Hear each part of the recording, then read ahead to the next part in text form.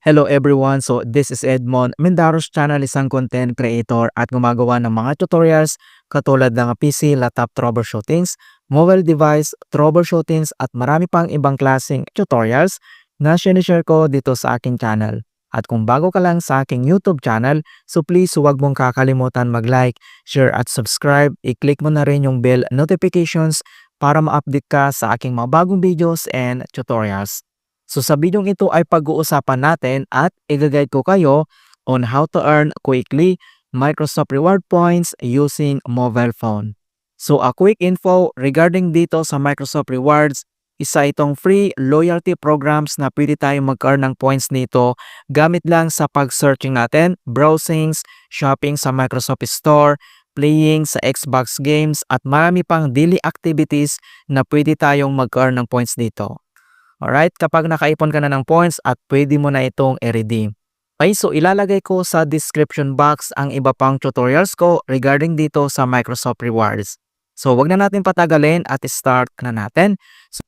So para mas madali natin ma-access yung Microsoft Rewards, so ganito yung makikita mo dito sa ating mobile screen kung paano ba natin yan gawin.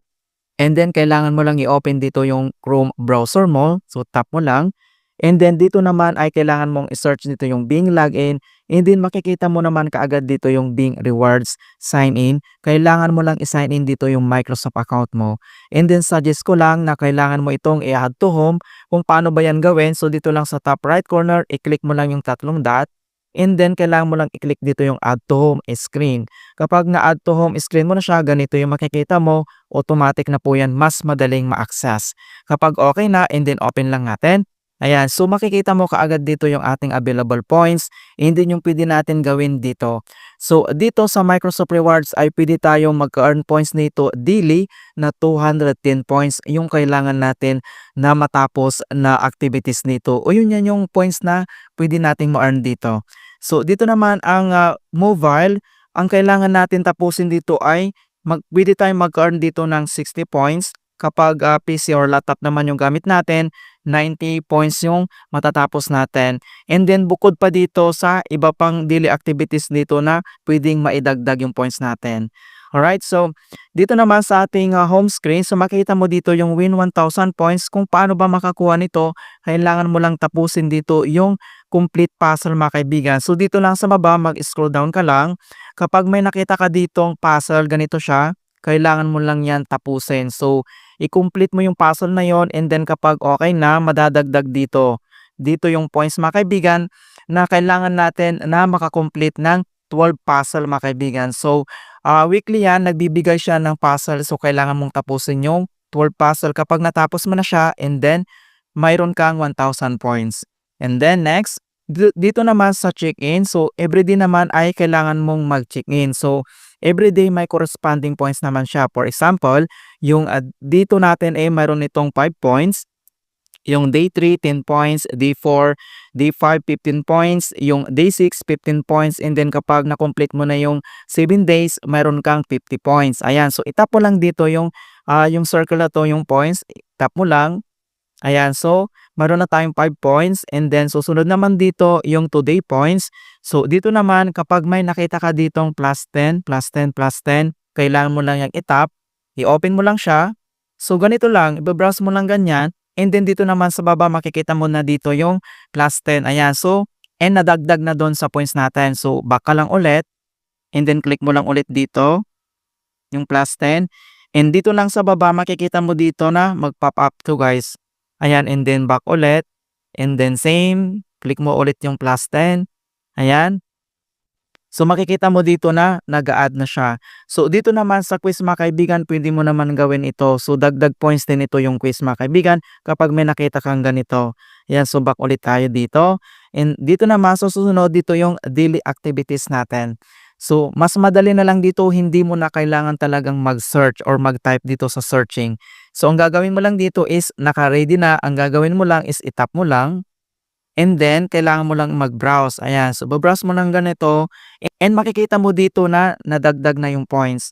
So back ka ulit, so i-click mo lang siya, click mo lang, tapos magbabrowse ka lang, ganito siya. Ayan, so makikita mo plus 3, and then again, so click mo lang siya. and then browse ka lang, ganito siya, and then plus 3 ulit, and then kailangan mong tapusin yung 150 points dito. Okay, so tapusin mo yan.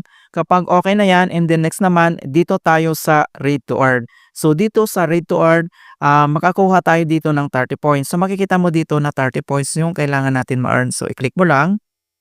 And then select ka lang dito ng news na pwede mong basahin. So kapag may nakita kang ano dito guys na ads, huwag mo yan i-click. Kapag ganito yung nakita mo ad, hindi po yan.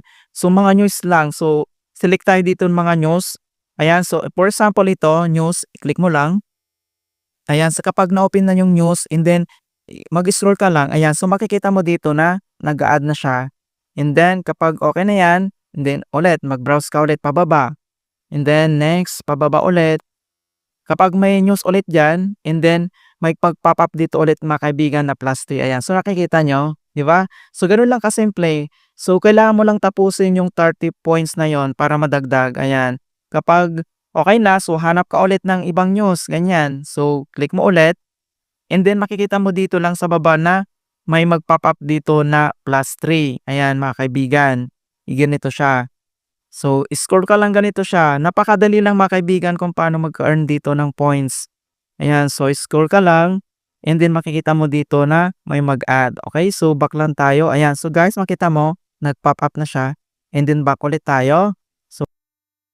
Ayan, so ang susunod naman dito kapag natapos mo na dito yung read to earn, ayan, so makita mo dito, kailangan mo lang tapusin yung 30 points. So dito naman sa more activities, kapag may nakita ka ditong plus 5, i-click mo lang. Ayan, 'di ba? So scroll ka lang pababa ganyan, and then makikita mo na nag-a-add na dito yung points. Ayan, so tapusin mo lahat dito yung mga activities na pwede mong tapusin dito. Kapag okay na, and then saka ka mag-transfer doon sa PC or laptop. Kung mayroon kang PC or laptop, pwede mong tapusin yung 90 points para ma-complete natin dito yung 210 points mga kaibigan. Ayan, so 210 points yung pwede natin ma-earn dito araw-araw. Kapag okay na yan, kapag nakaipon ka na ng points, and then pwede ka nang mag-redeem dito, i-click mo lang. Ganun lang po kasimple mga kaibigan. Wala kang ilalabas dito na pera, ang kailangan mo lang dito ay data connections mga kaibigan. Kapag may wifi ka or data, mobile data, pwede mo yan gawin. Alright, so ganun lang po kasimple mga kaibigan kung paano tayo mag-earn ng points dito sa Microsoft Reward Points gamit lang yung ating mobile phones. And hope na nakapagbigay ako ng konting kalaman at guide tungkol sa Microsoft Rewards tutorials. Thank you guys, and see you in my next tutorials.